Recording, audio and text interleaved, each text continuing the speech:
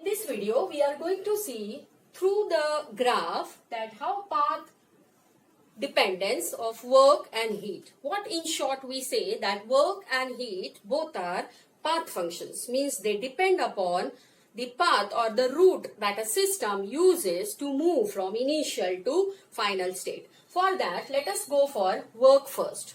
Now, students, you know that work, depending upon the conditions you carry out work, you get different amount of work. Now, the three conditions or the three processes what we have seen, on that basis we will try to prove that work is a path function. For that, let us see the first one. If I consider P and V, so this is the pressure and volume. If I try, this is the initial condition. I'll call this as P1, V1 and T1. Let us call this as, so for the convenience, I will draw a larger graph so that I can show the paths properly.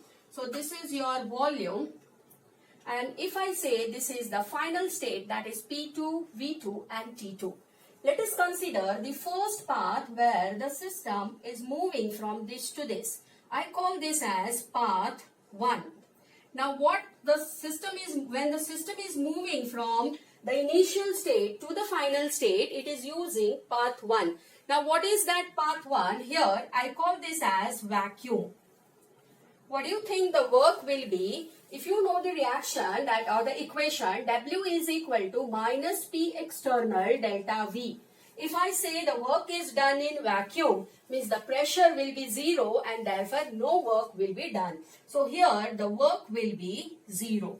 Means if I carry out this particular process in vacuum, then the work obtained will be 0. Let us go through the second path, that is the system moves from this to this through path 2. What is path 2? That the process is carried out isothermally and irreversibly.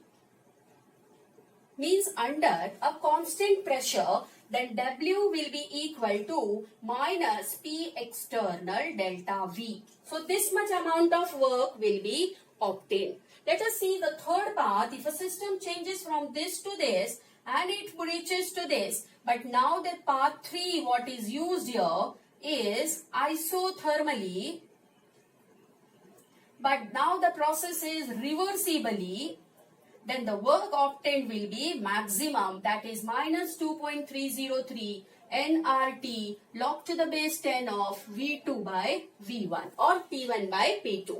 So what is important here, student, that which route the system is using to move from initial to final is important, and so we say that work is a path dependence or it is depending on the path.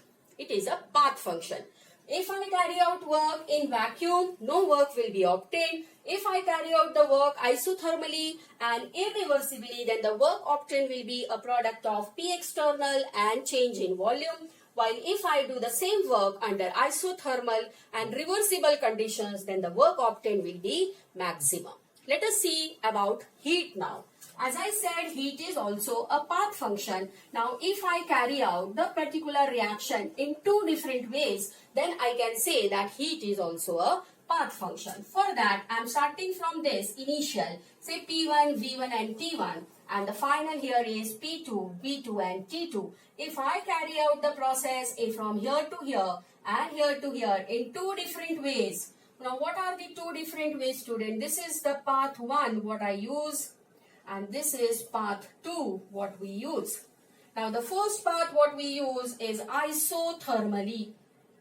What is the meaning of isothermally? Is temperature remains constant where heat can change. So that Q is not equal to 0. But if the same process, if I carry out this adiabatically, means at constant heat Q is equal to 0. So what matters here is what type or what process I use to move from initial to final will decide that this particular is a state function or a path function. So both way we have proved that work and heat, they are path functions. Thank you, students.